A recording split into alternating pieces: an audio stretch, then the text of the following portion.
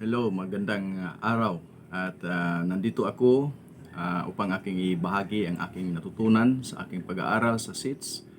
Ang patungkol sa function ng church o isa sa function ng church. At ang ibabahagi ko sa inyo ngayon ay itong tinatawag na diakonia o pagseserbisyo. Uh, pag pagseserbisyo sa Panginoon at pagseserbisyo sa ibang tao. So, service for uh, fellow believers and the people around the world. So, sa lahat ng tao dito sa mundo.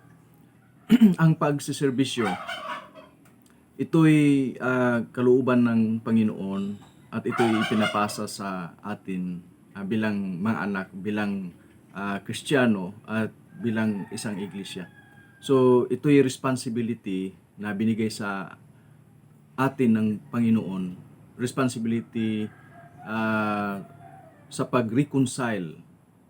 No? Kung mayroong mga tao na nagkaroon ng problema sa relasyon, so ang church tayo ay pinadala upang tayo'y mag-intervene sa kanila na para yung mga relasyon na nasisira ay maibalik. At hindi lang reconciliation, tayo'y pinapadala para sa healing also. Sa bigay ng magandang feeling or yung healing.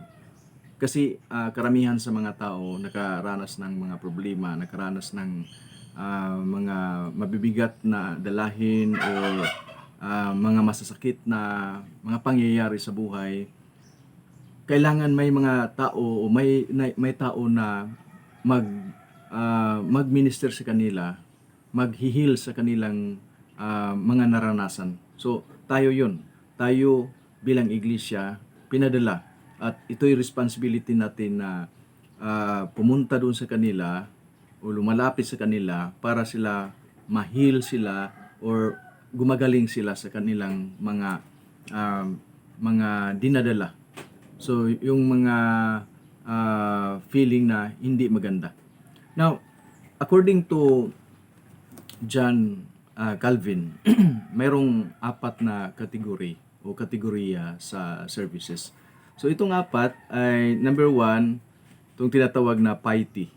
So, ang piety is personal reverence of spirituality.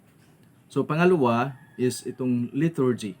Ang liturgy is a service of God in public worship. So, mga tao na nagkakaisa, nagsama-sama sa pagsasamba sa Panginoon. Isang uri ng pagbibigay serbisyo sa Panginoon. Pangatlo is itong charity. Charity is an act of love for others. So, mayroong mga grupo, mayroong mga NGO na nagbibigay ng charity o gumagawa sila ng charity o mga foundation. Mayroon ding ibang mga churches, no, mga churches na gumagawa sila ng foundation for charity. So, itong mga tao na nangangailangan, so pwede ang charity makapagbigay ng tulong, no? Itong charity. So, isa ito sa kategorya na binanggit ni John Calvin. Pang-apat na kategory ng services is itong tinatawag na diakonia. So, ang diakonia is a service of neighbors, pagsiservisyo sa kapwa natin, no? Pagsiservisyo sa kapwa natin. Sabi ni John Calvin, itong apat dapat hindi magkahiwa-hiwalay, dapat magkasama-sama.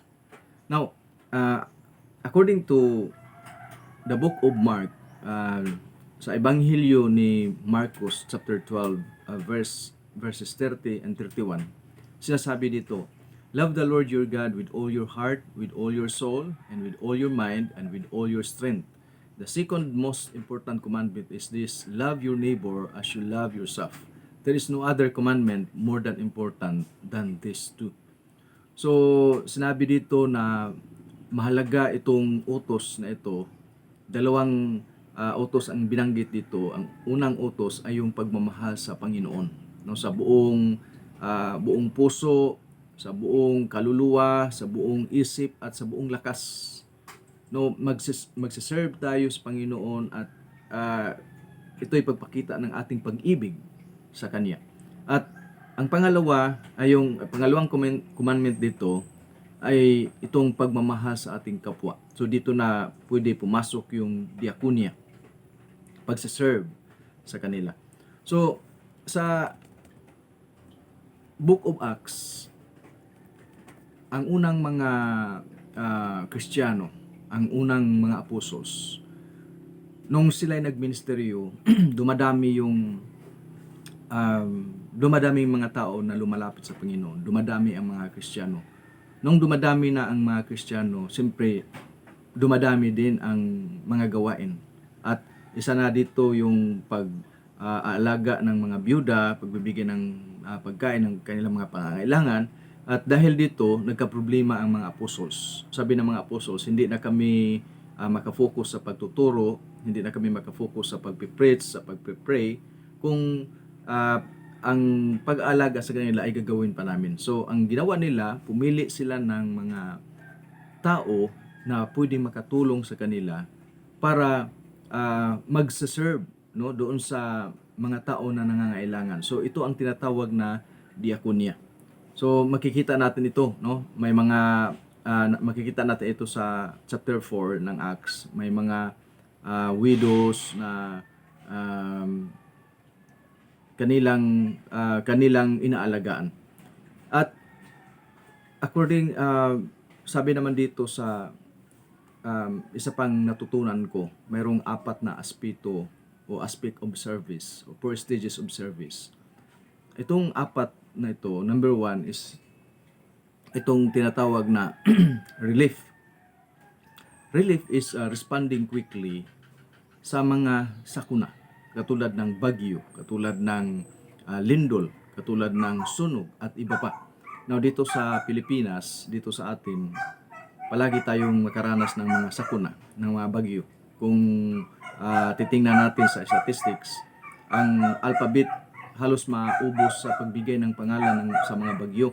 So, ganun karami ang bagyo na dumadating sa atin.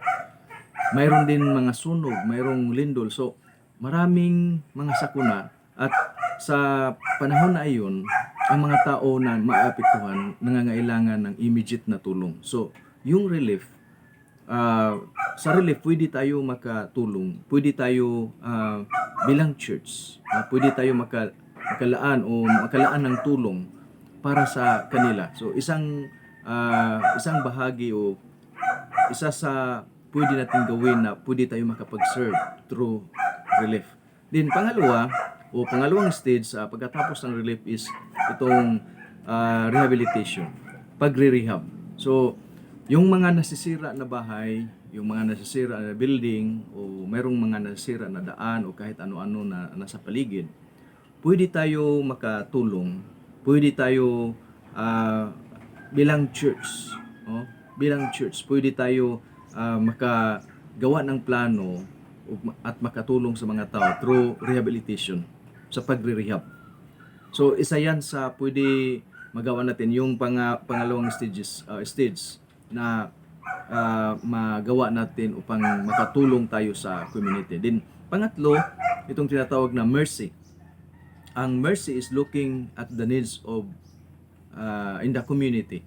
So katulad ng maraming mga tao nagkakasakit, lalo na kung mayroong lalo sa panahon natin ngayon sa pandemya, or sa panahon na parang bagyo at iba pa. So may mga wounded at may mga nasusugatan at iba pa.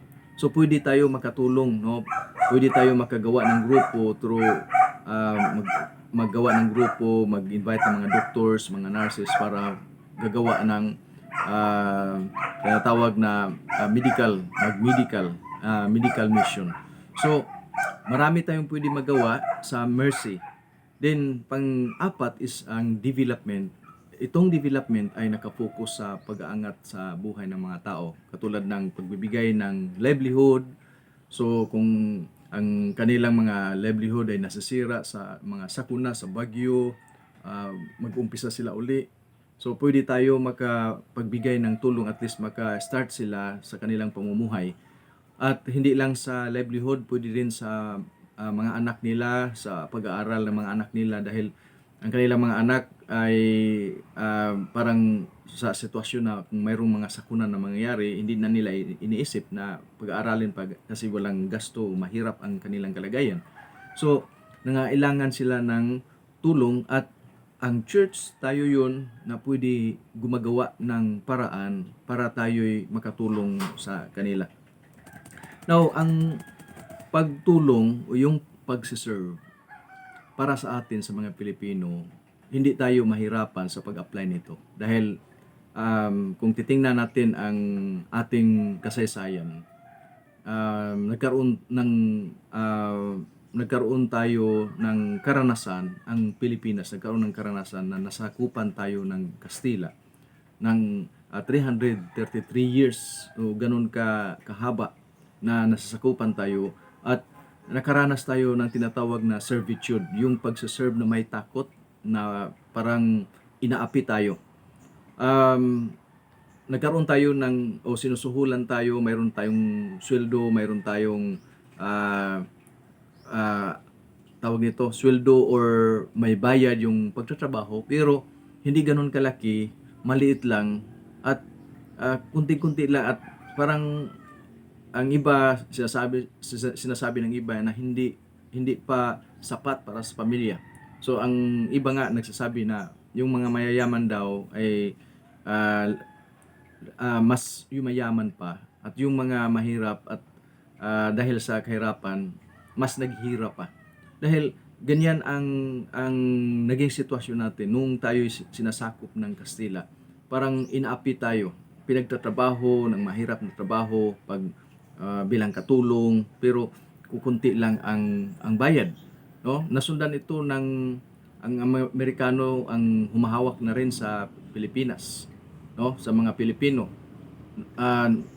Tumatagal ito ng 50 years, no, 50 years. So ganun ka haba o ganun katagal tayo nakaranas ng pagsiserve. So kung titingnan natin, kung pag-aralan natin, hindi tayo mahirapan sa pagsiserve kasi nasanay na tayo.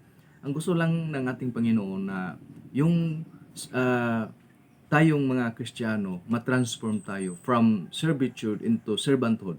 Na ang itong servanthood ay yung pagsiserve sa Panginoon, pagsiserve dahil ito'y kalooban ng Panginoon.